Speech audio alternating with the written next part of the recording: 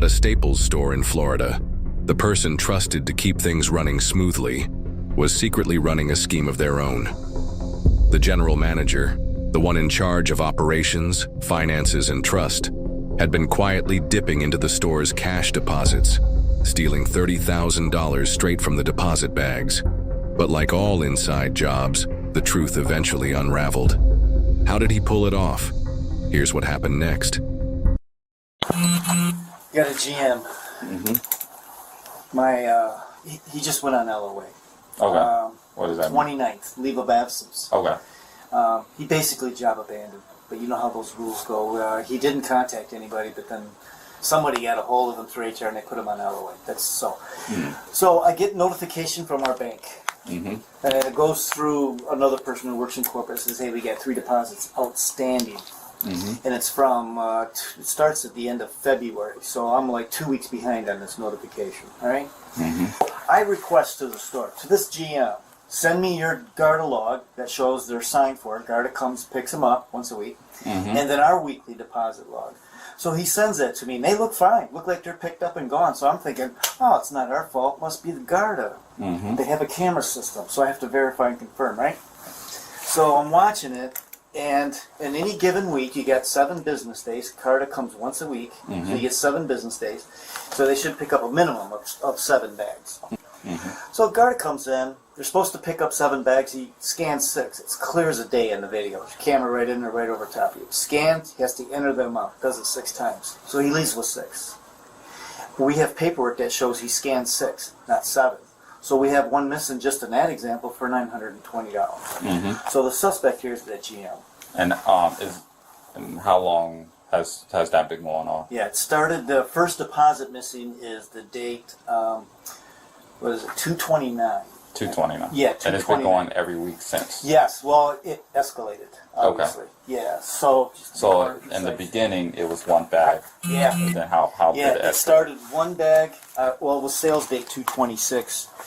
That was the first one, sales date. So we have 11 bags missing, and that's the total loss we have right now. Okay. And everything that's occurred after this, he went on LOA shortly after this because I started sticking my nose into it. Hey, send me the logs, send me this. He knew he was in big trouble. And nothing happened after 3/17? No. Okay. I started inquiring about 3/20, 3/21. And it stopped? It completely, well, he left. Yeah. He left. And it what stopped. date did he leave?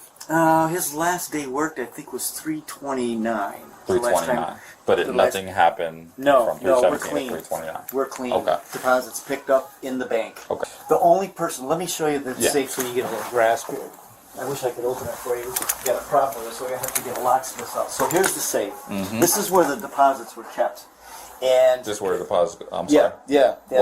That's where they are? Yep. Okay. That's where they are. This is just your safe funds. This is where they keep all the money throughout the day, where they get changed. So they never have to go in there. It's a separate deal. So at the end of the day, they get this, count it, and then put it in there? Nope. The safe fund is what you operate your business with. Okay. It's like what you put in the drawers, Right. and then you need change throughout the day. That's what that is. The deposits are at the end of the night. Like tonight, when he comes in, he's gonna pull all the drawers and then subtract the $100 that we start the bank with, the drawer, and then the rest of it's our profit, the deposit. And then he seals it in a bag and they put it in there. There's a process for that. Got it. It's a 2-person process. But this was not secured like this. And it's supposed to work like that, where Garda comes in, puts in a second key. Well, I found out, obviously after the fact, that you just pull up the handle and the deposits were accessible. So it wasn't secure? It wasn't secure. Was this door secure? Oh yeah, that door's always closed. Okay, so only people who have access to this door will have access to that? Yep. Key entry, and there's 5 people in the building that held a key. So that'd be the general manager, sales manager. Sales manager. He went to print marketing. So let's see, the tech soup.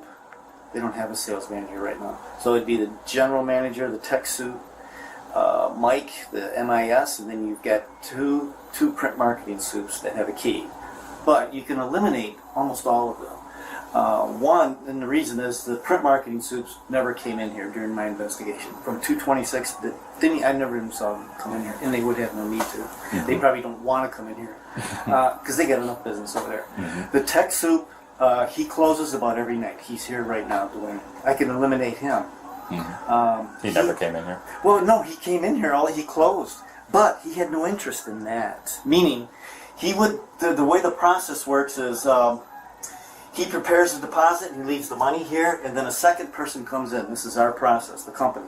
Second person comes in, they verify it, so he's not stealing, right? They verify it. They put it in the bag while he's here, and they seal it, and the verifier throws it in there. Okay, so one's verifying the other, and that's the process. And then they're really consistent on it about 90% of the time. I did see a couple days where the person didn't come in and verify, and he verified his own deposit. So I already chewed him out for that, but because it kind of leaves you, you know. Yeah. Yeah, especially if there's money missing from it. Who do you think I'm going to talk to?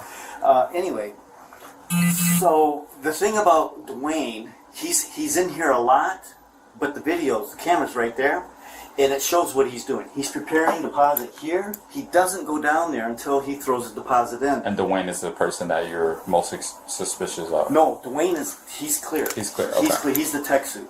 The guy I'm suspicious of, it's so obvious. I'll show you a clip.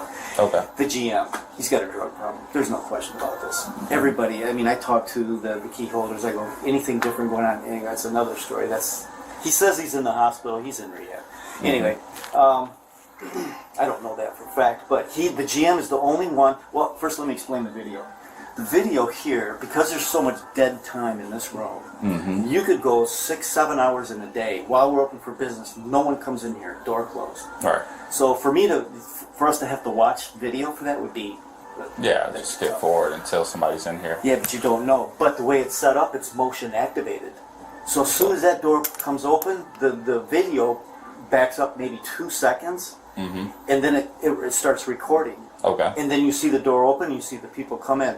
So what I saw was the GM coming in, going into that deposit.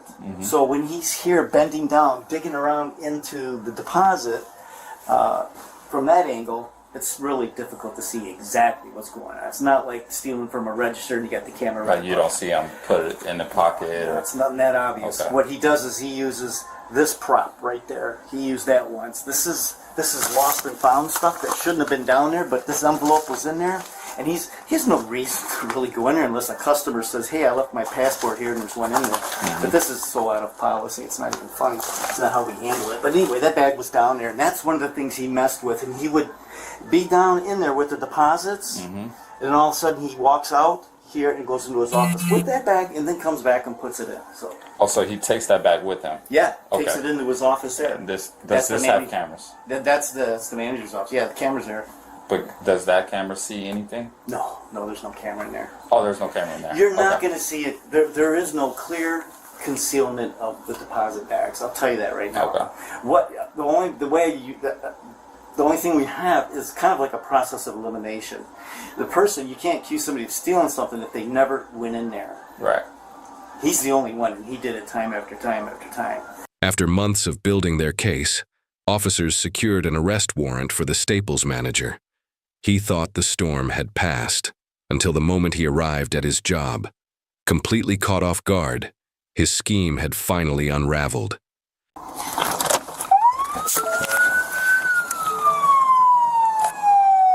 Hands. What's your name, sir? Anthony. Anthony, you're under arrest. You have an arrest warrant, okay? For what, sir? Is there any guns in here? No, sir. Okay. Just stay right where you're at. You're under arrest for felony charges out of the city of West Palm Beach and referenced in fraudulent. Nope, that was for Palm Beach County Sheriff's Office. You got some charges for City of West Palm Beach. Come on out. Come on out. No. Come on out. But put your hands on top of the car. I'm gonna back you down. Fresh charges for you, boss. They're new. They're new. You got arrested on the 12th. Right. For Palm Beach County. That was for schemes to defraud and using other people's property, things like that. Right. This is for something completely different. City of West Palm Beach charges. City of West Palm Beach. All right. So, would you rather take this off and I'll cuff you? Gosh.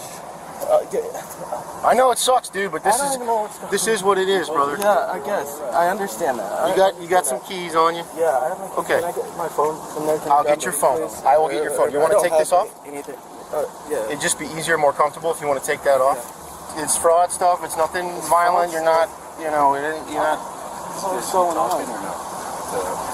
I think he probably wants to. I'd give it a shot. It's probably worth talking to him about.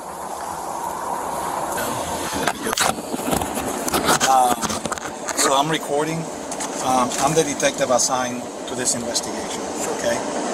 You understand that you're obviously under arrest. That you have the right to remain silent. That anything you say may and will be used against you in a court of law. Do you understand that? Yes, sir. Okay. So before we get started, though, right now it's the time for me to ask you questions and for you to answer whatever you want to answer. Okay. The allegations are that were you an employee of Staples? Yeah, I work for Staples. Okay. And then what's your date of birth, Anthony? How long do you work for Staples? I work for Staples. I started with them in New York. Let's say it's like April 2023. Since April 2023. How long have you worked at the Staples here? In this Staples here, I came. I think it was in around August 2023, somewhere in there. Okay. Between August and September. Okay, so you started around August or September? Yeah. Okay. 2023. That date had moved around a couple of times. It was initially supposed to be October, but it was earlier. Okay. What's your title? That's the general manager for this location here. Are you still employed there? Growth Market. No. At this time, I was on an extended medical leave. I took very ill. Okay. And my doctor took me out of work. That was probably 3 months. I've been out. I have not returned, and I wasn't due to the job and just the conditions of what was going on. It was a big attributor to what made me sick. My physician had recommended that I find a different job. What was it about the job that you don't have to tell me about your physical ailments, but Right. what was it about the job that would make you physically ill? So, just very strenuous shifts. There was a lot. The company went through some very major realignments and shifts, changes to their operation structures and personnel structures, functional structures of personnel.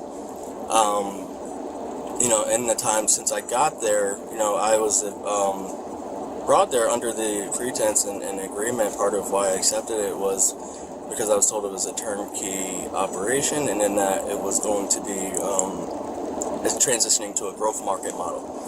So upon going there, we started getting bombarded with very high level visits from corporate from all over the country, from the investment group, and with that, leading up to it, it would be fire drills to just make preparations, clean the store, get all things just perfect. And I mean, working open to close for days, weeks at a time for that. And then there would be the visits, and then there would be a long list of initiatives and to get obviously executed after the visit per their instructions. That would happen probably, at one point 3-4 times a month. On top of that, the district and company did a whole realignment to where we had a new district manager, new divisional leader, and it was very aggressive. In this particular location and area, and the surrounding stores hadn't gone through the transition. I'm just trying to set the... So you have a stressful job. I have a stressful job. People Right. have stressful jobs. Right. Do you have any idea, and just, this is the time where you can help yourself. Right. You have any idea why a detective will be talking to you right now? And before you answer, please, do you have any idea why I will be here talking to you specific to Staples? No, sir. No. So if Staples management, how many managers did you have under you at Staples? So my direct reports, How many people had access and a key to the cash room at Staples? let's say, other than myself, Yep. there were, I think, 4. 4 other people. Okay. I mean, and that's just during a time, mind you, like I was telling you before, there were many visits with many managers at different levels, you know, whether they're regional, divisional, in and out of that store very frequently. Okay, the allegations is that there's money missing, and just before you answer, I've been working this case now for quite some time. Right. Okay, so the allegations, would you know whether there will be any allegations that there will be money missing from the cash room of Staples? I can tell you what I am privy to regarding the discrepancies, because I was involved with investigating them. Probably, I don't remember how long before I went out sick, but I remember we provided all the information and the armored carrier logs, and just everything that went along with that. And at that point, that's as far as I was involved with that. Now, with that, I know that was as a result to it being reported through the system that they hadn't received deposits that were. Did you ever take any money from Staples? Before you answer, right. Understand that I've been dealing with this for now a few months. Did you ever take any cash deposits from Staples? I did not take any cash deposits from Staples, and I understand. Anybody else take cash deposits from Staples? Not to my knowledge, not that I've seen or am aware of. I can tell you. Have you ever come to Staples in a day or time that you were not supposed to be working at Staples?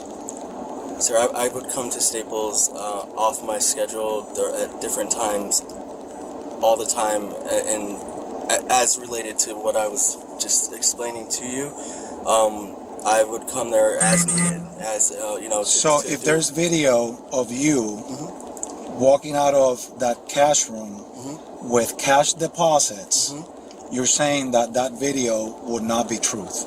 I'm saying that that's not what it.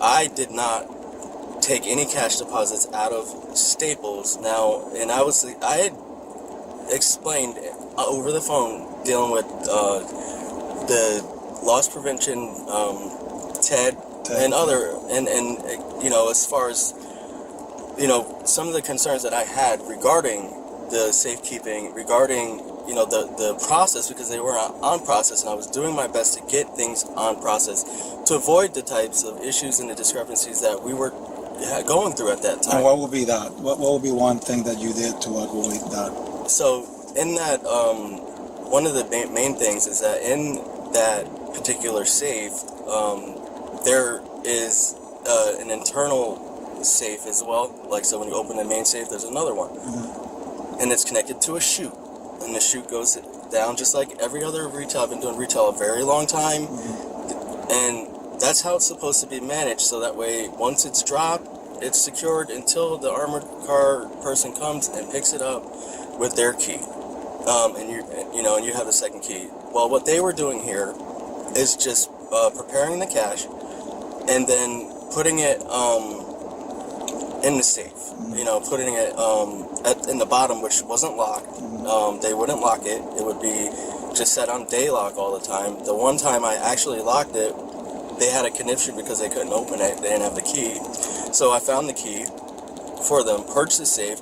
And another issue is that they were keeping all of the lost and found, which this place had collected a lot of lost and found. I'm talking, birth certificates, IDs, just sentimental documents, everything from the copy center, flash drives. It was exploding out of the same section that they were putting, stacking their cash deposits up on. So I was working very hard to consolidate that lost and found, to try to reach out to the people who I felt like if maybe their marriage certificate or death certificate, to try to get it back to them. Because a lot of these are customers that I was recognizing. I was starting to, they're regulars. They didn't even know. They call about documents, and they'd be told that it wasn't there because they were so unorganized. They didn't have a process for keeping track and following up on these things. So I worked very hard to do that, to get that consolidated and to get on process with the cash handling. And I made it very, very clear on the team as far as the expectation. Once they had a discrepancy on some of the cash drops. I was at that point starting to make sure that everybody was on process. Ted was the same thing. He was telling me, let's make sure we all understand the correct process on that. At no time, there have been times where, because of where the lost and found was situated, there were times where I have gone in there to recover a document or a belonging that belonged to a customer that left it there, and I would bring it and get it to them or mail it to them. So if there was if I'm being seen taking something out and it's not like helping or assisting with the transition of a cash drop, then it was in managing like the lost and found and managing the excessive amount of liability and all of those documents in there. So you're saying that there was excessive amount of liability with the lost and found, and you're saying that there was a kind of a mess, that's my word. It's a big mess. Between the cash and that. For years. I mean, these things were going back to like 2013. But then you decide to merge the cash with the lost and found. No, it was already done. It was already... That's not what I was told. Here's what the allegations are. That's not true at all. That is not true at all. Listen, you can check in and go back. I swear to you, if you continue digging in the investigation for that fact of how they were managing lost and found, and you'll see from before, long before I got there, they were using that bottom cabinet as the lost and found with no additional like separation between that stuff and the deposit. But one thing I did was made them put all of the lost and found into like a consolidated bag that said lost and found on it, and make them try to upkeep the lost and found ledger as frequently as possible, or at least consistently. But I did not merge those two things together. I was trying to break them apart and to eliminate the lost and found, and then going forward, instead of automatically putting something that was found in there and forgetting about it, make an effort to look up, identify the person, and reach out and let them know that you have their item. And that's what we were doing up to that point. But they had things going back from like 2013, 2014 in there. And that was the issue. And I had expressed this concern to my direct supervisor, to Ted as well. At no point did I go in there and take money out of there. I mean, I've been going through enough, and it's been hard enough. Like what's been going on. I was working open to close for months on end since I started there. No days off, and my family is out here. We weren't even able to settle into a permanent home yet. I have 7 kids. My wife. We weren't even supposed to be like that for this long, but I've been obligated to be here, which I've done in good faith, did my job, did everything I was asked, gone to other locations to help. Do you want to be truthful today, or am I just going to listen to you talk? And I'm just a straight shooter. I am being truthful in regards to so here's it in regards to money that is missing from the safe, and you on video several times, at least 4 that I counted that I saw, where there's discrepancies in the cash. You walk into the vault, you remove the cash deposits, and you hide them, whether it's underneath a folder or underneath something else. So do you want to talk about the truth, or do you want to, because the truth will set you free. I'm a reasonable person, and when there's no victim, there's no crime, Anthony. So if Staple decides not to be a victim any longer, you're not going to see Detective Palacios anymore. But if I'm going to sit here and I'm going to have to accept you lying to me, I think that's a little bit unfair. I think that's disrespectful, and we'll just leave it at that, and you stick to your story. If you want to be truthful and say, okay, listen, detective, we have been going through some tough times, and I went through this, and I was against the wall because I will probably do the same thing, Anthony, if I have to feed my family. But please don't lie to me after I've been looking at this for months now, because we're at the end of July, and this is back from February and March, I believe it was, and there's several deposits that are missing. And I don't know if you knew, but Anthony, I'm giving you the facts and the truth. The truth is documented, so I'm not making it up. Understood. So, and there's videos where it's on a sensory basis that when it censors somebody in the room, it goes off and it starts recording. I've reviewed those videos. I've reviewed the consistency, and I saw you grab deposits from underneath the safe, the safe that you're explaining. I saw you logging in on the clipboard, whatever you were logging. I saw you pull out certain things. I've already gone through that. I'm trying to understand why you did it so that I can pass along the information and you can potentially, honestly, help yourself. I'm not a judge. I'm not a jury. I just collect information. I review information, and I'm pretty decent at it. I'm not going to say I'm the best. I'm also very reasonable, and I will share whatever message you have for me to share with Staples and management. But just please understand that this is a decent time for us to talk about the truth so that you can potentially help yourself by moving on out of this so that you can take care of your 7 kids and your wife.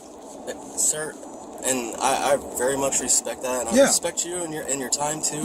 But this is clearly a big misunderstanding, a big misunderstanding, and I am not going to say that I've taken something that I haven't taken. Despite the evidence stacked against him, the former Staples manager refused to admit the truth during his interview with investigators. But denial wasn't enough to save him. He was arrested and charged with felony grand theft and scheme to defraud. In the end, instead of prison time, he was sentenced to 2 years of probation, a light punishment for a crime that could have cost him much more. Share your thoughts in the comments below, and don't forget to subscribe.